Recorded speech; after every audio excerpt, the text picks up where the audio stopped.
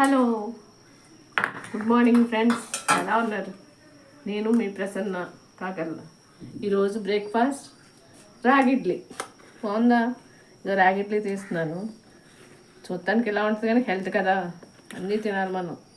ఉత్తి మినపిండిగా మరి నూకలు ఏం లేదు కదా. కొంచెం దానికి ఇది ఏంటో తెలుసా?